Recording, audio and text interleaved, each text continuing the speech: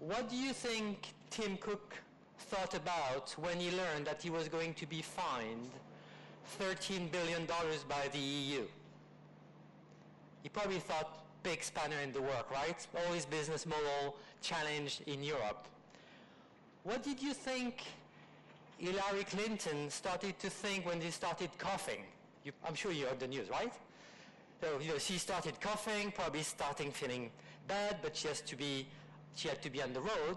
She thought, man, big spanner in the work again, because I have to run this campaign, and as soon as people get wind of me being sick, it's going to raise up big concerns. How about the third person? That third person holding her head between her hands. Well, you and I are putting a spanner in the works to that person. You and I, as consumers, customers, are making life difficult for those marketeers that are here, and I assume some of you are in this room. And that's what we're going to talk about today, to see how we can change the dynamic there. So we as consumers, we have put over the years, due to many things I come back on, some big roadblocks in front of the marketeers. And today, brands, so brand teams and agency teams on the other side need to address that roadblock.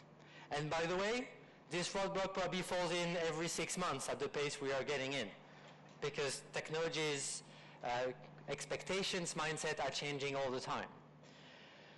So to address this today, I want to share with you how this brand and agency collaboration is evolving through the roles and responsibility they're having.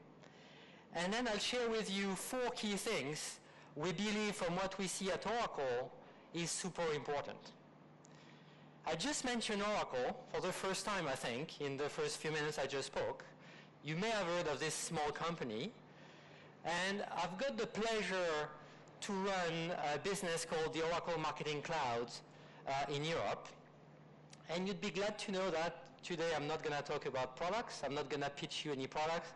I just want to share with you what we see in the field and also some work we've done with Forbes recently. So I'm going to base this presentation on a report that Forbes Insights ran with us. That, by the way, you will all get walking out of this room thanks to the fact you scan your name. What we're going to do here is, this report covers, they surveyed about 255 C-level marketeers, VP level, around the world, about 50% in North America, 25% in Europe, and then the rest spread between APAC and Latin America. So it's quite a good spread. And asked these guys the question about how do you see the challenge ahead of you, and especially around brand and agency collaboration. So let's get right in. The first thing to think of to lay the ground is, how is it working today? What is the way brand and agencies are working mainly? Well, the reality is, it's kind of a linear model, what we see traditionally. What does it mean, a linear model? That means that you've got the brand teams who are, thinking about, okay, what do we want to achieve? What's our business goal? How are we going to get there to get that product revenue up or that growth up or whatever is the topic? So they do this in-house, and then once they've decided, they're going to go to their main agency to say, hey, this is what we want to achieve. Give us some ideas. How do we run this? The agencies will do the similar brainstorming process to come up to a conclusion, and then we'll share it with the brands, so the brands can decide which of the 2 or 3 ideas presented they're going to execute on, and they will execute either themselves or execute through another agency, depends. Well, as you can probably feel, this model is quite siloed, right? Everyone works one step at a time. And that those silos, are creating some issues. So what issues is it creating? So first of all, and we've all been through that, as soon as you have to hand off some information to another team, guess what you do? Even if you want to do it well, you summarize all the work that's been done through sometimes weeks and months by many people. So when you summarize, guess what? You are losing some information as a starter, and then you're going to have to communicate it to the other team. So that's the handoff process. In any communication process, even if you're a super good communicator, some information will be lost because the person on the other side doesn't hear, listen, read the same thing that you meant or that you had in mind. So those handoffs increase the silo effect because you stay in those different silos. The other issue that this linear process drives is the lack of early collaboration. You have, if we take this first step, when you define a strategy, it's tough enough, right? As I said earlier, the pace of the businesses is so quick that you don't have 6 months to define your strategy. And if you get it wrong, your competitor will get ahead of the game. So with that model, you're missing typically the input of the agency into your strategy thinking. So that's another issue. The other problem is redundancy. We are, every single silo is likely repeating a part of that process because they don't know what's been done before. So can't assume it's been done, they can't assume the idea has been already thought through, so they're going through the motion again and repeating it. Lastly, technology is obviously bringing another dimension. There is no doubt that brands and agencies use technologies. Everyone uses technologies. Well, the problem is, are those technologies collaborating? Are they good enough for the brand and agencies to share what they are doing?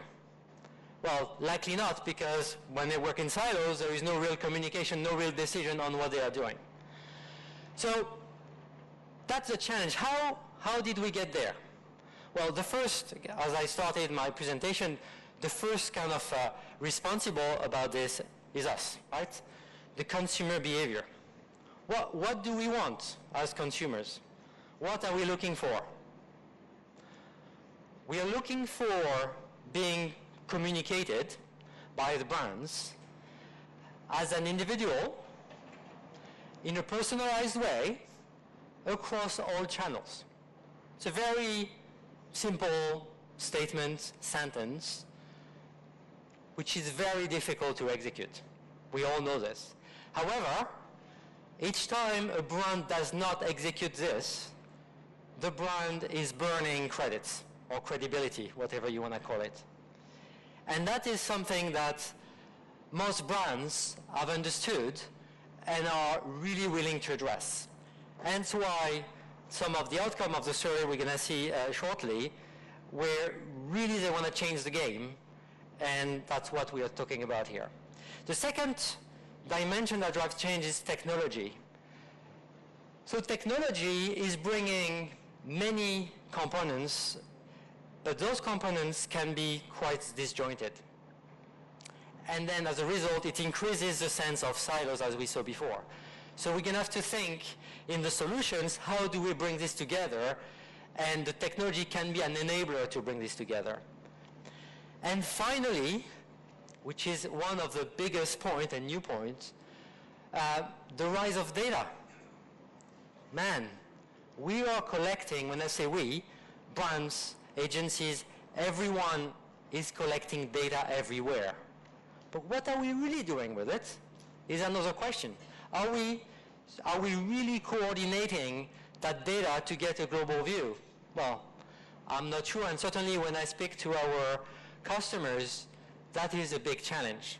Because without collecting the data in the right way, there's not much you can do. Surely you get data, but you don't get the data that can help you address what the consumer is looking for, which is being addressed in an individual way, personal ways, across all channels. So, how do we fix this? What the marketing execs have clearly stated is that they want to increase the level of collaboration with the agencies. So they want to break that linear process, because that's not helping and that's not quick enough. So that is the good news. And by doing this, they are trying to shoot for 3 goals. They are trying to get a better strategy defined, but also a way to update it quicker, because this is a moving target. 2, they want to make sure they decide quickly with the input of the agency what is the best cross-channel marketing programs they can execute. And finally, they want to address what I call their global strategy, which is mixing the global and the local approaches between using agencies collaborating with brands. So we're going to have to work as one. And to make sure we talk about the same thing, about what working as one means, I thought about a little analogy. You've all put oil into water, right? Either to cook your pastas or to do something. What happens? At the beginning, you put oil in your water and you have some little bubbles. So it can feel like, the oil is mixed up with water. But after a while, the oil will rise at the top. If people think about collaboration that way, that's not going to work. It's not a one-off, let's get one meeting together and we collaborate and then we're done. It's a sustainable collaboration that needs to be put in place. And because it's lunchtime and you may be thirsty, a bit like when you mix vodka and orange, you don't see the blend. It's like, and for a guy like me who doesn't drink alcohol, some people could give me this and I would think it's an oranges because it's well blended and mixed. And this is, to get you in the mind of what we're going to talk about now. How do we get that gel? How do we get that mix going on in order for brand and agencies to be a lot more efficient in addressing the business needs? So if we think, you remember that model? The kind of 3 boxes that was very simplified I had at the beginning? If you think now about a collaborative model, it takes a really different shape. And it sounds simple, right? You just put people in one room and you make it work. It's not that easy. But the idea is the following. You have the internal brand teams, the agency team working together. We know a few customers who've already done this, and in the same office, basically. They are together in the same office. They don't have 2 type of badges, same badge. They work in the same place. And the idea is they collaborate through the full cycle. And that is super important because remember the challenges we saw earlier, the handoff, the lack of early collaboration, the redundancy, all this type of stuff. If you set up the team that way, then you have a completely different experience. If I take a simple example, when you define your strategy, well, in the room discussing, you've got brand and agencies. There's no more handoffs. People know because they are part of the discussion. And the good thing is, if someone from the brand team is bringing an idea that someone from the agency team has already seen somewhere and didn't work, they can say, look, we've tried it. Don't waste your time. Stop it right away. And that is the benefit of the early collaboration by having that model. But it doesn't stop there. It's because when you define this strategy as a team together, then guess what? When you get into execution mode, you can also challenge this as a team too. It's not only the brand or the agency alone who has to say, well, is it working well enough or not? What do we do? No, they all see it and can challenge it. And if you think about the full circle, the full flow, this is what ensures that you don't waste time and you have the best possible decisions made at every single point in time. So we're going to see how we get there, because obviously this is not that straightforward. So you have resistance, obviously, as soon as you want to make change. What are the 2 resistance points that are coming up in that Forbes survey? First of all, a lack of reporting. Because guess what? When you decide to do something, how do you know if it works or not? You have to measure what you do. So you have to report back. And the second thing is a lack of skills. And that lack of skills, we'll come back on this, is big because at the end of the day, the collaboration, if I come back, It's about people, right? Forget the tools, forget the technology. It's about people. And the people who are going to work together will have to have new skills that they don't have today. The good news is all those marketing execs who have answered this survey, by 70% and more, have clearly said we need to invest in training, in developing our people. And that investment, by the way, while it was a survey done with marketing execs on the brand side, that also applies to the agency side. Because the agency teams also have to learn new skills and develop. So, thanks to that, we're going to see later that there is the energy, there is the investment, the willingness on the brand side to invest in training.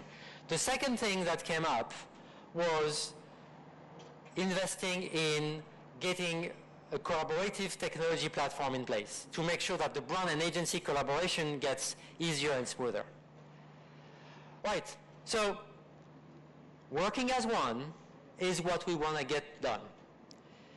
Let's see 4 things that are going to help brands and agencies working as one. So the 4 things I'm going to talk through are data, technology, skills, and I'll come back on this global and local challenge that every international brand has got.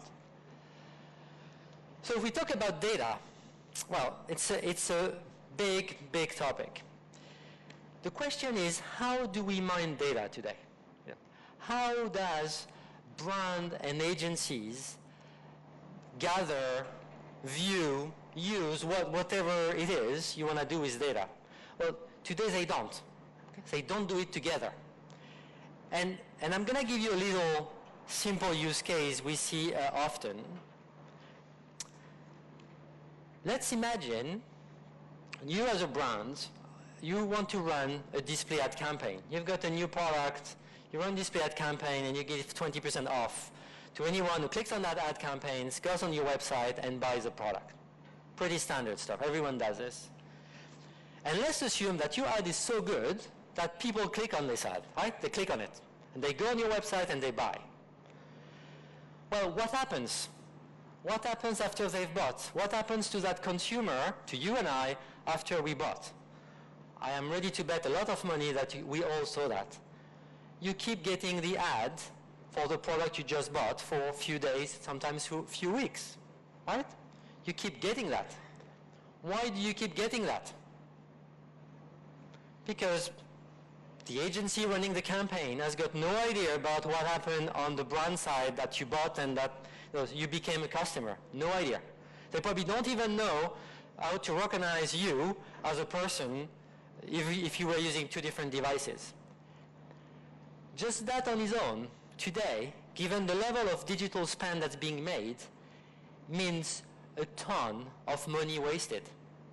A ton of budget are wasted because of that simple use case I just described.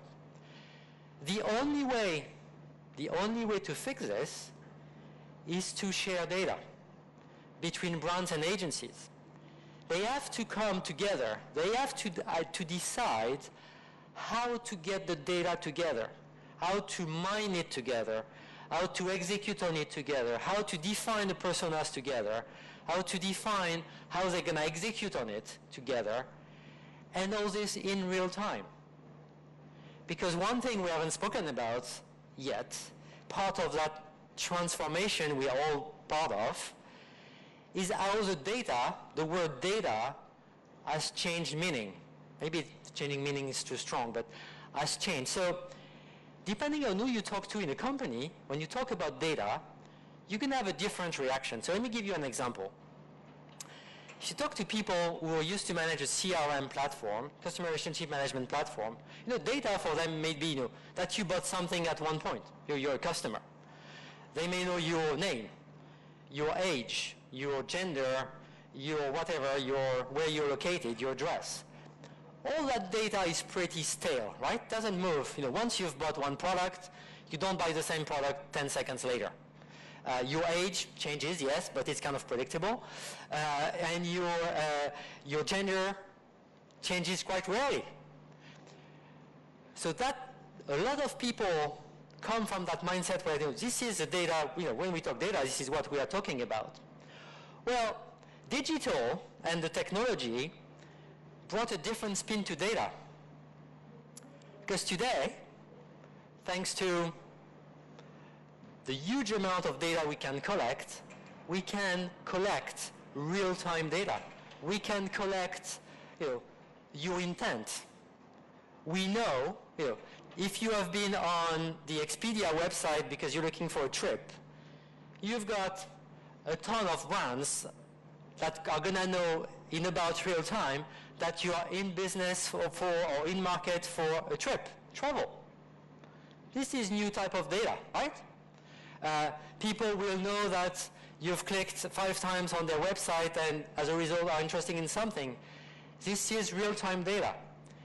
And at the speed at which the business decisions are being made or the purchasing decisions are being made, that time or that real time to get the data together, to share them and mine them together is gold.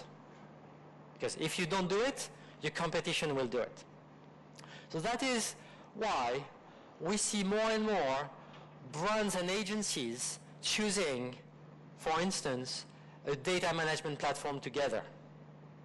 They are part of the same decision, and we're back of having one team. They are one team also to decide what is the core platform they're going to use, which, by the way, gives also back the power to the brand. If you in this room are part of a brand, you probably have in your mind that you need to get control of your data, because unlike the stale data we used to look at in the past only, well, now those new data that are digital and real-time and so on are gold. And if you don't own them, your ability to influence your business digitally is very small, very low.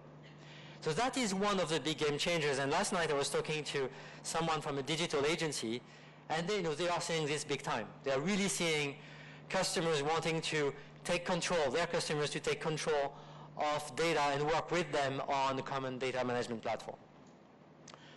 The second thing I want to talk about as a key factor to improving is technology.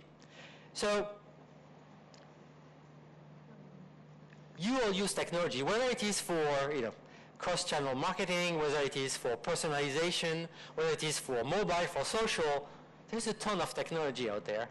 And I'm sure you probably know that in the last 4 years, we went from about 150 marketing technology tools out there to almost 4,000 today. Right? 4 years, that's kind of a good growth. Which means, the good thing is, it means that there is a need, there is an interest. But there is a bit of a downfall behind this. So the question that a lot of brands are asking themselves is, should we go best of breed and buy all those bits and pieces of technologies because they are doing something really good and really specific in each of those domains? Or should we try to go towards a platform that helps gathering the full view and then execute at least in a consistent way, maybe not as experts, but at least a full view? Well, I don't know what you think, but the answer is both. I think the answer is both. Because you need to have that foundation. You need to have that foundation to help provide that consistent approach toward the customer. I know I am repeating myself, but that's on purpose. I'm not going completely crazy just yet. Remember, the consumer, we, want to be addressed on an individual, personalized basis across all channels. This will not happen without a common foundation. I was talking earlier this morning about a challenge that everybody's got, which is cross-devices interaction.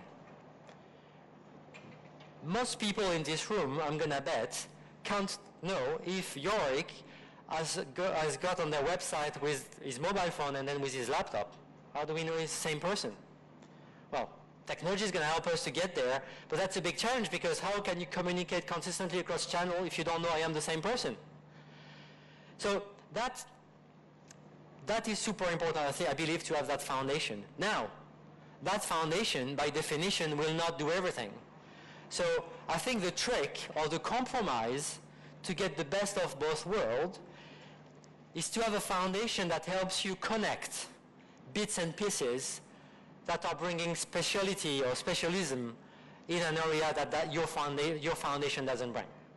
Because if you do that, then you've got the guarantee that that piece of technology you're going to take outside of your foundation will fit in, will connect, will be naturally integrated with your foundation, which means that you're not creating another silo of information. It's part of the same thing. And back to the data bit, this is key. Without brand and agencies having a common data set to work on, you won't be able to achieve what the customer is looking for. So let me skip to that. If we use that well, then the technology becomes a collaboration enabler between the brand and the agency. So it's no longer, well, let me show you I've used a better tool than you have, and we've invested in that technology, you haven't, and that's what we can deliver. No, this is a common platform, common decision that becomes a way to collaborate and to fast track the efficiency of that working as one cycle. The third point is, I would say, the most difficult to fix.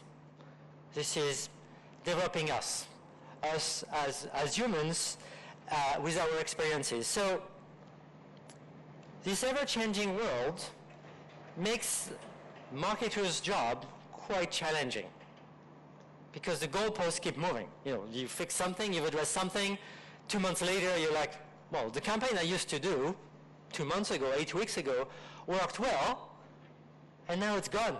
Now, my click-through rate is bad, or my purchase rate is bad, whatever it is. So what happened? Well, something has moved, something has changed. So from a marketer's standpoint, what we see is that the brand and the agencies are going to have to invest in developing skills. So flexibility will be one, for sure, because of that ever-changing world. But also, I've spoken about collaboration since the beginning, and I've used the word collaboration, collaborative. Guess what? You don't improvise collaboration. And if you want to create the vodka and orange juice effect I had earlier, you're going to really have a set of teams, agencies and brands, that are connected together and that understand how to collaborate, because it can become a mess very quickly, right? Collaboration is not just about sitting in an office or around a table. We all know this. Even in our internal team, sometimes collaboration is difficult. So I think that skill of collaboration that could extend into delegation is super important, and you can't expect everyone to have this naturally. So you're going to have to help people and train them. And the other important skill, I would say the last one, is around technologies. As the brands want to take more and more control on the technology stack and the technology execution of what they do around marketing, well, they're going to have to invest and train their staff.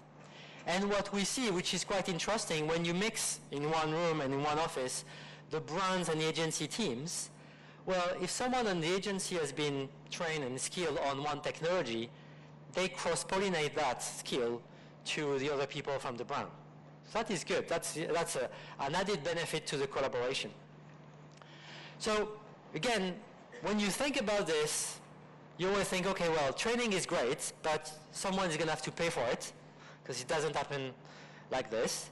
The good news is all these execs that we interviewed, that Forbes interviewed, have clearly stated they understand that if they don't do this, they won't move the needle. So that's a non-issue. That will happen. Right. Lastly, I want to talk about global and local. So if you're a global brand, you know that executing locally is a challenge. You know that, it's a balancing act between keeping things together globally and then tuning it locally. Even our politicians have got that challenge, right? When they do a presidential campaign, they have to make sure they travel locally in the different states to explain what they're going to do or what their strategy will impact for that specific state, that specific country. Well, it's the same for a brand. For brands, how do they find the happy medium between everything the same globally because I want my brand to be seen the same way everywhere, and tuning it enough for this to be relevant for the people in that country? In a lot of places, the agencies are playing, among other things, the local role. Because some large agencies have got locations everywhere. And then as a result, they become the extension, the arm extension of the brand in those locations. So if you want these people from the agency locally who are not sitting in the office with the brand teams, the global brand teams to operate, guess what? You have to find a way to collaborate with these people. You have to find a way to bring them in the thinking journey about what are we trying to achieve, so when they decide to tweak it locally, it's efficient and not a bad campaign or a bad image that's going out. We have a good example about this with PayPal. I'm sure you all know PayPal, quite a big success. These guys have close to 180 million active customers. Big scale, global scale. They operate in 200 countries, 100 currencies, so you've got some complexity with that. Patrick Adams says it very simply. What did he do? He just brought everyone in an office, made sure that there was no, at the headquarters first, that there was no line, no difference, no sitting difference between the teams, and he considers the agency team as part of his own team. And the second thing he did was all those remote agencies that are sitting out there in the 200 market they cover, well, he found a rhythm that once a month there is a common sharing of those local 200 agencies organization with a global brand, so they are brought into the picture. So if you do all this, if you work as one, if you focus on those 4 key improving dimensions, which were data, technology, skills, and working on your global local strategy, then you can get brand and agencies to feel like this. Pretty cozy and pretty good.